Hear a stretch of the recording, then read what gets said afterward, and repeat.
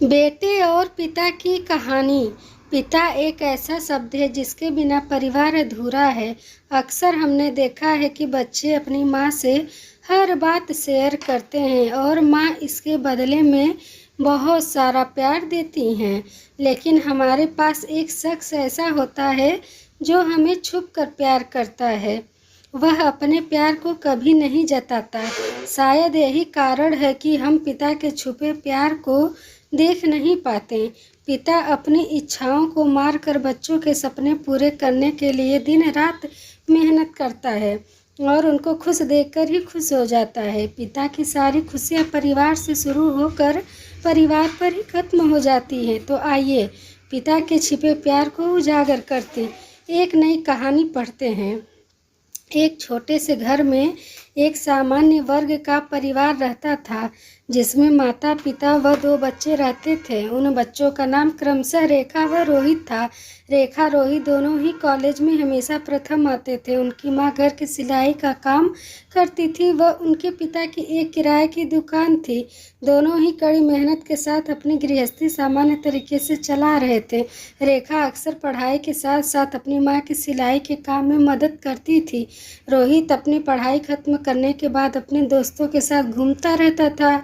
जब कभी रोहित के पिता उसे दुकान पर काम करने के लिए बुलाते हैं तो वह बहाना बनाकर दोस्तों के साथ चला जाता। रोहित के इसी रवैये से उसके पिता परेशान थे। इसी कारण वे रोहित को डांटते व जली कटी सुनाते। रोहित को लगता कि उसके पिता उसकी बहन को प्यार करते हैं, उससे नहीं करते।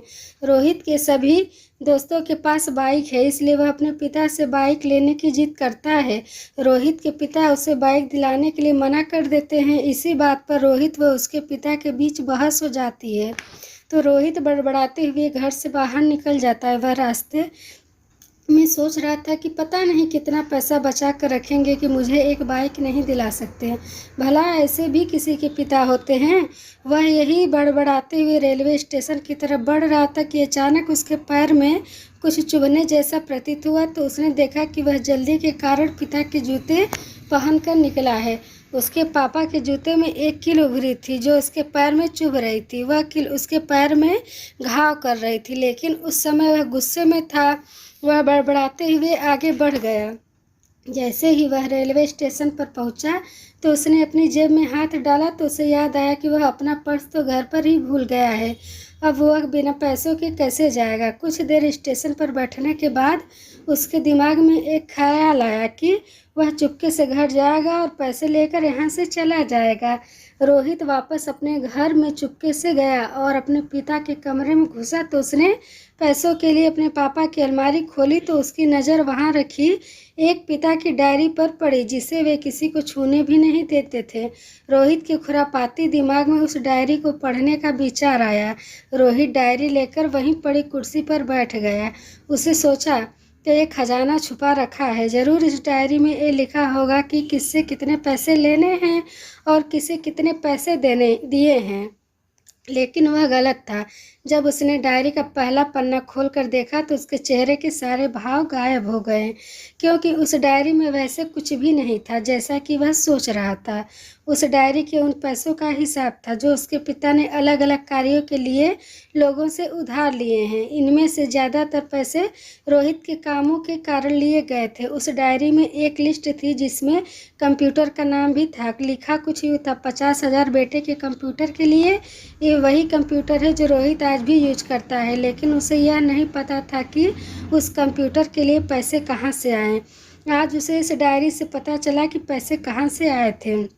उस लिस्ट में उसके कैमरे का भी नाम था जो उसने अपने जन्मदिन गिफ्ट में जीत करके लिया था, जो उसके पिता ने उसे लाकर दिया था, जिसे देखकर रोहित बहुत खुश हुआ था और उसे खुश देखकर उसके पिता उससे कई ज़्यादा खुश हुए थे। अब रोहित के चेहरे पर गुस्से की जगह मायूसी आ चुकी थी। अचानक आंखों से आंसू बहने लगे। जब रोहित ने दूसरा पन्ना पलटा तो वहाँ कुछ इच्छाएं लिखी थी उसके पिता की। पहली इच्छा थी अच्छे जूते पहनना। रोहित को पिता की इस इच्छा को पढ़ने के बाद समझ आया कि पिताजी के जूते में निकली कील ने रोहित को सिर्फ एक बार चोट दी है, जबकि उसके पिता को न जाने कितनी चोट लगी होंगी। रोहित को अपनी माँ की कही कुछ बातें याद आती हैं। जब भी उसकी माँ पिताजी को नए जूते लेने को कहती थी तो रोहित के पिता अक्सर ये कहकर टाल दिया करते थे कि उनके जूते तो अभी और चलेंगे। तभी रोहित ने डायरी का अगला पन्ना पलटा तो देखा कि वहाँ कल की तारीख लिखी थी। तारीख के नीचे लिखा था 50,000 रुपये बाइक के लिए। जब रोहित ने यह लाइन पढ़ी तो वह सन्न रह गया, जैसे रोहित का दिल और दिमाग स्थिर सा हो गया हो। अब रोहित के मन में कोई शिकवा गिला नहीं बची थी, बस उसकी आंखों से आंसू बह रहे थे। अब वह जल्दी से कमरे के बाहर गया। घर में माँ अपना सिलाई का काम कर रही थी और बहन गृह कार्य में व्यस्त थी। रोहित ने माँ से जाकर पूछा, पिताजी कहाँ हैं? मैंने कहा, पता नहीं। रोहित समझ गया था कि वे कहाँ गए होंगे। वह सीधा भागकर पास वाली बाइक एजेंसी में गया। जैसे तैसे भागकर वह बाइक एजेंसी पहुंचा तो उसके पिता वहां एक बाइक देख रहे थे। उसने दौड़कर अपने पिता को गले लगाया और रोने लगा।